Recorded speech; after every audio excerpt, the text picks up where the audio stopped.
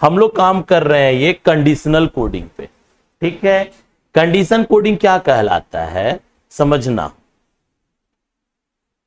देखो condition coding क्या कहलाता है, कंडीशन मतलब शर्तें।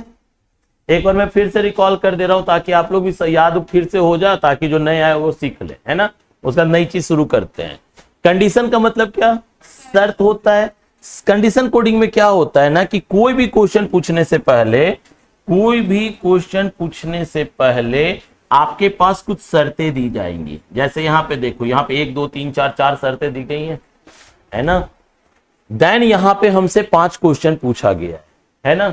हमें करना यह होता है कि अपने क्वेश्चन को सॉल्व करने के लिए दिए गए कंडीशन पे बेस्ड होके अपने क्वेश्चन को आप सॉल्व कर सकते हैं, ठीक है। लेकिन उसके पहले वो कोडिंग दिया गया होता है। जैसे यहां आप गौर से देखिए तो यहां एक लेटर्स का कोड दिया हुआ है और जस्ट उसके जितने लेटर्स है उसके नीचे उसका कोड दिया गया। मतलब एम को वो 4 बोलना चाह रहा है, ए को वो @ बोल रहा है, टी को वो 3 बोल रहा है। इस तरह हर एक लेटर का अपना एक कोड दे दिया है ना। तो आपसे बोलता है क्या कि यहां एक वर्ड मैं आपको फिर से दे रहा हूं। जैसे यहां हर एक लेटर का अगर कोड है तो इस वर्ड के लेटर्स के कोड क्या होंगे, ठीक है। तो डायरेक्ट मुझे नहीं खोज लेना है। जैसे यहां पे अगर ए है तो मैं ये नहीं करूंगा कि ए इज द @ यानी @ वाला चलने लगे, यानी डायरेक्ट ना खोज के हमें क्या है कि कंडीशन फिर उसके बाद अप्लाइड होती है ना। तो हमें सबसे पहले ये चेक करना है कि क्या मेरा कोई भी क्वेश्चन दिए गए कंडीशन पे बेस्ड है, या मतलब कि कोई भी क्वेश्चन कंडीशन को फुलफिल कर रहा है, यानी कंडीशन को फॉलो कर रहा है। अगर कंडीशन फॉलो कर रहा है तो इसका मतलब पहले कंडीशन को फॉलो करेंगे देन कोडिंग खोजेंगे। बात क्लियर। तो ये कंडीशन को फॉलो कैसे करते हैं जरा गौर से देखिए। तो सबसे पहले मैंने आपको बोला कि जितने भी कंडीशन है उसको पहले शॉर्ट फॉर्म में लिख लेना। कारण क्या कि यहां पे आप देख रहे हो टोटल आपके पास 5 क्वेश्चन पूछी गई है। अब ये 5 क्वेश्चन जो पूछा गया है, यहां पे जो ये दे रखा है कंडीशन, ये कंडीशन 5 क्वेश्चन के लिए अप्लाइड हो रहा होगा। कंफर्म वाली बात है। तो अगर 5 क्वेश्चन के लिए ये 4 कंडीशन अप्लाइड है तो बार बार मैं अगर एग्जाम में कंडीशन पढ़ूं। दूसरी बात कि आप जो एग्जाम दोगे वो आप दोगे ऑफलाइन, सॉरी ऑनलाइन, यानी कि कंप्यूटर पे दोगे। कंप्यूटर पे बहुत छोटा छोटा दिखता है ना। तो बार बार मुझे अगर कंडीशन पढ़ना पड़ जाए कंप्यूटर पे तो मेरे को आंसर लाने में टाइम लग सकता है ना।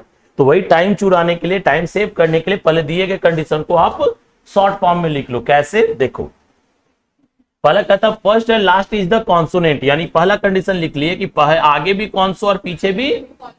वो लिखने का तरीका तुम्हारा होगा कि तुम किस तरह से अपने समझ के लिए लिखते हो, है ना। तो कहता है पहला भी कॉन्सो दूसरा लास्ट भी कॉन्सो, तो both is coded as first letter, यानी कि दोनों आगे और पीछे दोनों मेरा किसके अकॉर्डिंग हो जाएगा, फर्स्ट के अकॉर्डिंग। का मतलब फर्स्ट में जो लेटर है उसका जो यहां पे कोड होगा वही मेरा आगे और पीछे दोनों तरफ चलेगा, है ना। दूसरा केस कहता है कि first and last letter is the vowel. Second case क्या है, first and last letter is the vowel, यानी आगे का वॉवेल और पीछे का भी क्या हो जाए, वॉवेल हो जाए। तो कहता both are to be coded as the last letter, यानी कि मेरे को पीछे वाला जो है उसके अकॉर्डिंग दोनों में कन्वर्ट हो जाएगा। तीसरा केस क्या बोला कि first is the vowel and last is the consonant, यानी पहले वॉवेल हो जाए और आखिरी में क्या हो जाए, कॉन्सो हो जाए। तो वॉवेल कॉन्सो के ग्रुप में आप चलोगे तो बोथ आर इंटरचेंज, मतलब वॉवेल वाला कॉन्सो के जगह पे, कॉन्सो वाला वॉवेल के जगह पे। चौथा कहता first is the consonant and last is the vowel, first is the consonant and last is the vowel. अगर ऐसा सिचुएशन है तो कहता है क्या कि both are to be coded as star, यानी कि दोनों के दोनों मेरे आंसर हो जाएंगे कैसे, ये कंडीशन दे दिया ना। कंडीशन देने के बाद क्या है कि आपके पास यहां 5 क्वेश्चन दिया है ना।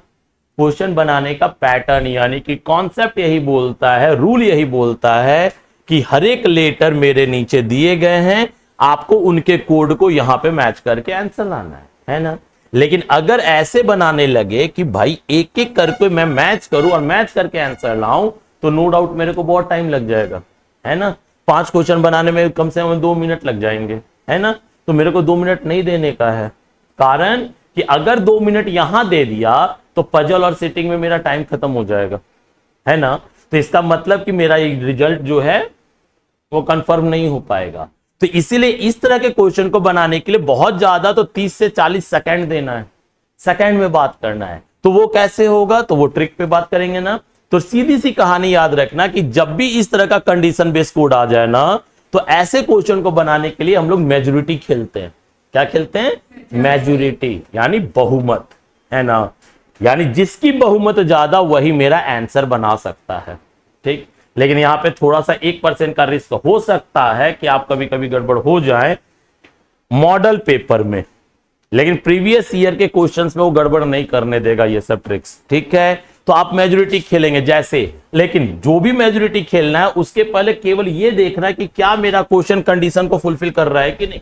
जैसे फर्स्ट क्वेश्चन है, पहला और आखिरी में देखो तो पहला है ए और आखिरी है एच, दिख रहा है। ए बोले वॉवेल, एच बोले कॉन्सो, तो यानी वॉवेल एंड कॉन्सो का ग्रुप चल रहा है। क्या मेरे पास वॉवेल और कॉन्सो का ग्रुप है? यानी ये कंडीशन क्या बोला? इंटरचेंज। तो हम लोग केवल यहां चेक करेंगे कि A is the at the rate और एच इज द 1। तो यानी कि जब ये इंटरचेंज करेगा तो आ जाएगा 1 और एट द रेट ना, यानी मेरा आंसर बनेगा 1 और एट द रेट वाला। हम चेक करते तो मेरा 1 और एट द रेट ये तो नहीं है, यानी 1 तो नहीं होगा।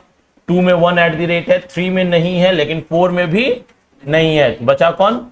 2, यानी आंसर हो गया बी। बात समझ में आई? कंडीशन फॉलो, इसलिए आराम से निकला। दूसरा केस देखो, ये है एच और ये है U. H is the consonant, U is the vowel, यानी मेरा ग्रुप बन रहा है कॉन्सो वॉवेल। अगर हम कॉन्सो और वॉवेल को देखें तो कॉन्सो और वॉवेल में क्या करना बोला? स्टार, यानी आगे भी स्टार पीछे भी स्टार। तो भाई इधर भी इधर भी इधर भी इधर भी कहीं पे स्टार है आगे पीछे, यानी आंसर क्या होगा? None of these. Typing answer क्या होगा? None of these. तीसरा देखा जाए, तीसरा क्या दिख रहा है तुम्हें? ये है आई और ये है ई। आई मतलब वॉवेल, ई मतलब वॉवेल। बहुत सुंदर जा रहे हो। ई मतलब कॉन्सोनेंट, ई मतलब वॉवेल, यानी आगे भी वॉवेल पीछे भी वॉवेल, बोथ आर वॉवेल। अब बोथ आर वॉवेल में क्या करना है? पीछे वाला आंसर ना, यानी वही आंसर होगा जिसके आगे और पीछे सिमिलर हो जाए, हाँ कि ना। तो सिमिलर किस में है देखा जाए? पहला 2 और प्रतिशत सिमिलर है ही नहीं, अगला 2 2 सिमिलर है, प्रतिशत सिमिलर है, इसमें सिमिलर है नहीं, यानी मेरे को 2 चाहे 3 आंसर लाना होगा। तो मुझे केवल बोला गया कि भाई अगर वॉवेल हो तो पीछे वाला आंसर, तो पीछे क्या था? ई। हम लोग यहां केवल देख लेते हैं कि ई को उसने क्या बोला? 2 बोला, तो यानी 2 वाला आंसर। समझ में आ रहा है? अगला खेलो बी टी। बी बोले कौन सो, टी बोले कौन सो, बोथ आर कौन सो। बोथ आर कौन सो मतलब आगे का कोड। जब आगे का कोड हो यानी आगे पीछे दोनों सिमिलर होंगे, तो सिमिलर मेरा 2 नंबर नहीं है, सिमिलर मेरा और बाद बाकी सब है ना। अब क्या करें? मेजोरिटी खेलना पड़ेगा आगे वाला, यानी बी। तो बी का कोड है 6, यानी ये भी 6 है और ये भी 6 है, यानी ये आंसर नहीं है। यहां तक क्लियर? तो आंसर बना 1 और 3। अब 1 और 3 अगर 2 ऑप्शन है तो रूल कहता है कि बचे हुए जितने भी लेटर्स हैं सबका कोड खोजो और आंसर दो। लेकिन इतना कोड खोजने चल जाएंगे तो एग्जाम में मेरा फिर टाइम खा जाएगा। तो हमें क्या करना है? यहीं पे मेजोरिटी खेल जाना है। कैसे? देख बेटा, पहला सेकंड लेटर पकड़े तो 8 8, यहां क्या दिख रहा है और यहां क्या दिख रहा है? इसका मतलब मेजोरिटी किसकी? 8 की, यानी आंसर 9% कॉपी, 9% कॉपी। यहां पे तो 9 है ही नहीं, यानी यही तो गलत ना, यानी आंसर 1। समझ में आया कि मेजोरिटी किसे कहते हैं भाई मेरे? क्लियर हुआ ना? तो बस मेजोरिटी के अकॉर्डिंग आप क्वेश्चन को आंसर आप बहुत फास्टली कर सकते हैं with in a minute, with in a second. कैसे? सेकंड में तो पलके जब काट के निकल जाएंगे, विद इन अ मिनट।